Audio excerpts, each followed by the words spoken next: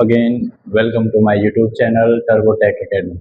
तो आज के इस वीडियो में मैं आपको क्लास 10th प्रश्नावली 8.2 का क्वेश्चन नंबर 1 के पांचों कंप्लीट पार्ट करवाऊंगा। चलिए स्टार्ट करते हैं। ध्यान रखिएगा कि 1 मार्क्स में इसकी संभावनाएं रहती है ये पूछ सकता है, लेकिन आए साल 2-3 साल से देखा जा रहा है कि इस टाइप के क्वेश्चन 2 मार्क्स में भी पूछे जा रहे हैं। तो ध्यान रखिएगा 1 मार्क्स और 2 मार्क्स के लिए इम्पोर्टेंट रहेगा। चलिए स्टार्ट करते हैं। मैं त्रिकोणमिति को स्टार्ट करने से पहले मैंने आप लोगों को कुछ वैल्यू वाला याद करवाया था। उस वीडियो का लिंक मैं इसमें ऐड कर दूंगा। जैसे कि साइन 0 का मान 0 होता है, साइन 30 का मान 1/2 होता है। मैंने आपको याद करने का भी वहाँ पर मैंने ट्रिक बताया था कि कैसे याद करते हैं। स्टार्ट करते हैं। इसका सॉल्यूशन निकालना है। देखते हैं, स्टार्ट करते हैं हल। आपको मालूम है कि साइन 60, यहाँ पे बता दे रहा हूँ मैं कि साइन 60 का मान होता है √3/2। ठीक, तो यहाँ लिख देंगे √3/2। इसके बीच में कोई संबंध नहीं है, इसका मतलब गुणा में होगा। cos 30 है तो cos 30 का मान कितना होता है, तो cos डिग्री जो 30 डिग्री का मान होता है वो भी आपका √3/2 होता है। तो यहाँ लिख देंगे √3/2। बीच में क्या है, प्लस है। फिर है साइन 30 डिग्री। जो साइन 30 डिग्री होता है उसका मान 1/2 होता है। उसी तरह cos 60 का मान कितना होता है, तो cos 60 का मान भी 1/2 होता है। तो इसके बगल में लिख देंगे कि इसका मान इतना होता है। ये आपको पहले से याद होना चाहिए। इसको याद करने के लिए मैंने एक प्रीवियस वीडियो में, इसे 6-7 वीडियो पहले उसका ट्रिक समझाया था कि कैसे इसके मान को याद किया जाता है। तो पहले इसको समझ लेंगे और क्वेश्चन पे आते हैं हम। यानी साइन 30 का मान है 1/2 और cos 60 का मान भी है 1/2। देखो √3 और √3 का मान होता है √9 और बटा में है 4। 1 और 1 का गुणा होता है 1/4।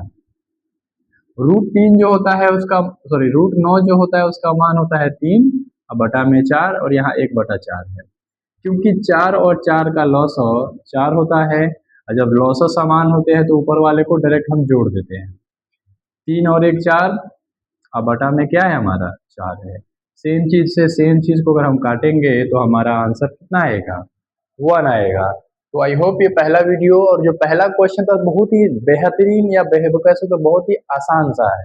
अगर आएगा भी तो इसकी आने की संभावनाएं सिर्फ 1 मार्क्स और ज्यादा से ज्यादा 2 मार्क्स में आएंगी। 5 मार्क्स में ये क्वेश्चन आ ही नहीं सकता है। चलिए इसे आप लोग उतार लीजिए।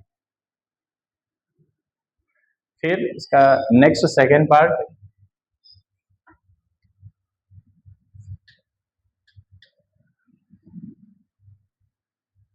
इसका सेकेंड पार्ट दिया है आपको 2 tan square 45 degree plus cos square 30 degree minus sine square 60 degree. इसका मान निकालना है आप लोगों को। तो क्या करेंगे, सबसे पहले इसका हल लिख देते हैं यहाँ पे। tan 45, जैसे उस टेबल को याद करिए कि tan 45 का मान कितना होता है, 1 होता है। यानी यहाँ लिख देंगे डायरेक्ट 2 गुणा में इसका स्क्वायर है 1 का स्क्वायर, cos स्क्वायर 30 लिखा है तो cos 30 का मान कितना होता है, cos 30 डिग्री का मान याद करिए। साइन का जो उल्टा होता है वो cos का होता है, यानी √3/2। यानी इसका हो जाएगा √3/2 का होल स्क्वायर। यहाँ पे लिखा है साइन 60 डिग्री, तो साइन 60 डिग्री का मान भी कितना होता है, √3/2 होता है। यानी यहाँ भी हो जाएगा और माइनस का √3/2 का होल स्क्वायर। अब गौर करिएगा, ये वैल्यू प्लस में सेम है, ये वैल्यू माइनस में सेम है, तो ये डायरेक्ट कट जाएगा। इसको काट देंगे यहीं पर। ये बचा हमारा क्या, 2 गुणा में 1 का स्क्वायर 1 होता है, और 2 और 1 का गुणा करेंगे तो आंसर कितना आएगा, 1 आएगा। आई होप आप लोग को ये वीडियो समझ में आ रहा होगा। मैं प्रयास यही करता हूँ कि आसान से आसान और कम समय में इसका सॉल्यूशन निकालें। तो क्वेश्चन नंबर 2 का भी निकल गया, लेकिन 3 और 4 में थोड़ा सा टफ है। देखते हैं कैसे बनेगा। अब 3 नंबर देखते हैं। 3 नंबर है इसका cos 45 डिग्री बटा में sec 30 डिग्री प्लस का cosec 30 डिग्री। देखिए मैं क्या कर सकता हूँ, इसको cos 45 का मान यहाँ पे लिख लेते हैं। cos 45 का मान कितना होता है, तो cos 45 जो sin 45 का मान होता है, sin 45 का मान 1/√2 लिख लेंगे, 1 में √2 बटा, क्योंकि यहाँ पे sec 30 है। sec 30 किसका मान होता है, sec होता है आपका cos 30 का उल्टा, और cos 30 का मान कितना होता है, तो याद करेंगे तो √3/2, उसको पलट देंगे, अब पलटने में आएगा हमारा 2/√3, तो यहाँ लिखेंगे 2/√3, प्लस है तो प्लस, cosec 30 डिग्री है, cosec 30 किसका उल्टा है, sin 30 का उल्टा होता है, और sin 30 डिग्री का मान होता है 1/2, तो उसका उल्टा कर देंगे 2/1, और 2/1 यानी सीधा डायरेक्ट यहाँ पे लिख सकते हैं कि जो cosec 30 डिग्री का जो मान होता है वो 2/1 होता है या 2 होता है। यहाँ पे मैंने एक जानबूझकर लिखा है इसलिए क्योंकि नीचे वाले का हम क्या निकालेंगे, लॉसर निकालेंगे। आप नहीं भी लिखोगे तो कोई दिक्कत नहीं, फिर बाद में मैं यहाँ पे 1 लिख ले रहा हूँ। अब देखो 1/√2 ऐसी ही है, बटा में √3 और 1 का लॉसर लेंगे तो √3 आएगा, क्योंकि ये इससे इसमें गुणा हो जाएगा तो हो जाएगा हमारा 2, प्लस इससे इसमें गुणा हो जाएगा तो हो जाएगा 2/√3। अब यहाँ पे ध्यान देने वाली एक बात चीज है, एक चीज जो हमने छोटे क्लास में पढ़ते हैं भिन्न के बारे में, कि A/B/C और बटा में D हो, 4 बार बटा दिया मतलब 3 बार बटा दिया हो, 4 अंक हो, तो कुछ नहीं, पहला और आखिरी का गुणा कर लीजिए, अब बीच वाले का आपस में गुणा कर लीजिए। तो अब गौर करेंगे तो ये पहला वाला नंबर 1 है और आखिरी वाला नंबर क्या है, √3 है। मैं यहाँ लिख लूंगा 1 गुणा में √3 बटा में जो बीच वाला है इसका और ये बीच वाले का आपस में गुणा कर लेंगे, यानी √2, 2 + 2√3। फिलहाल आप लोग पहले इतना उतार लीजिए, क्योंकि यहाँ से हमको करना होगा हर परिमेयकरण की ओर बढ़ेंगे, तो कुछ देर के लिए मैं आप लोग को उतारने के लिए समय दे रहा हूँ। चलिए स्टार्ट करते हैं। देखिए 1 और इसका गुणा कर देंगे तो √3 आ जाएगा, बाकी जो मैंने था वैसे ही उतार लिया है। देखो थोड़ा सा और बदलाव करेंगे इसमें, क्या कर सकते हैं, इन दोनों का गुणा कर लेते हैं, √2 और 2 का गुणा हो जाएगा 2√2, और √2 और इसका गुणा हो जाएगा 2, और √2 और √3 का गुणा कितना होता है, √6 होता है। जैसे कि क्लास 9th में एक चीज पढ़ा होता है हम लोगों ने कि √a इंटू में √b क्या हो जाता है, अंडर रूट लगा लेंगे और इन दोनों को आपस में गुणा कर देंगे।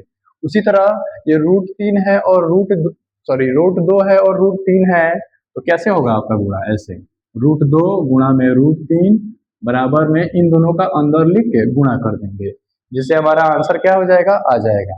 अब क्या करेंगे, प्रयास करेंगे इसका हर परिमेयकरण निकालने का। हर परिमेयकरण क्यों करते हैं, क्योंकि नीचे हमारे अपरिमेय संख्याएं आ गई, जैसे √2 और √3 है, तो यहाँ पे करना पड़ेगा हमको हर परिमेयकरण। कैसे करते हैं, तो जो चीज यहाँ नीचे लिखा है उसी चीज को हम ऊपर लिख लेते हैं। बस ध्यान ये रखना होता है कि बस चिन्ह में बदलाव करते हैं, अगर यहाँ प्लस है तो यहाँ माइनस, जैसा कि 9th क्लास में आप पढ़े होंगे वही चीज यहीं पे है, बस थोड़ा सा चैप्टर के बीच बीच में आ रहा है आप लोगों का। अब देखो √3 से इसमें गुणा करिए, अगर पहले तो 2 लिखा है तो 2 ऐसे ही उतर जाएगा, √3 और √2 का गुणा होता है √6, बीच में चिन्ह है माइनस का तो हो जाएगा माइनस, ये है √3 और ये है √6, तो 2 ऐसे ही रहेगा, 6 और 3 का गुणा हो जाएगा तो आंसर आएगा √18। अब बटा में है तो बटा का चिन्ह लगा देंगे, क्योंकि यहाँ पे एक अलजेब्रा का सरसमीका लग रहा है x + y और x - y, क्या होता है, x का स्क्वायर माइनस y का स्क्वायर। कैसे करेंगे इसको, तो नॉर्मल पहला नंबर जो दिया है उसका स्क्वायर कर लेंगे, बीच में माइनस है, दूसरा वाला नंबर है उसका होल स्क्वायर कर लेंगे। थोड़ा सा रुकिएगा, चलिए स्टार्ट करते हैं। देखिए ऊपर वाले में आपको थोड़ा सा उसको हल करने का प्रयास करेंगे तो ऊपर वाले में हम 2 कॉमन ले सकते हैं, 2 कॉमन ले लेंगे तो क्या बचेगा हमारा, √6 माइनस का √18, क्योंकि नीचे वाला हल हो सकता है। देखो ये 2 है, ऐसे लिखा है, देखो 2 √2 है इसका होल स्क्वायर, इसको हम ऐसे लिख सकते हैं 2 का स्क्वायर गुणा में रूट 2 का स्क्वायर।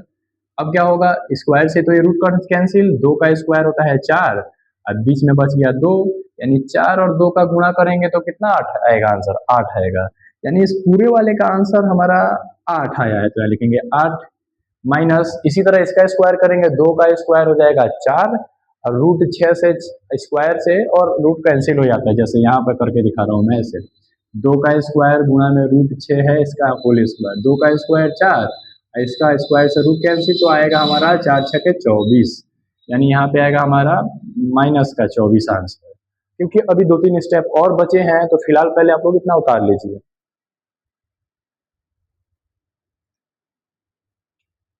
आई होप आप लोगों ने उतार लिया होगा, मैं कुछ इरेज कर दे रहा हूँ यहाँ से।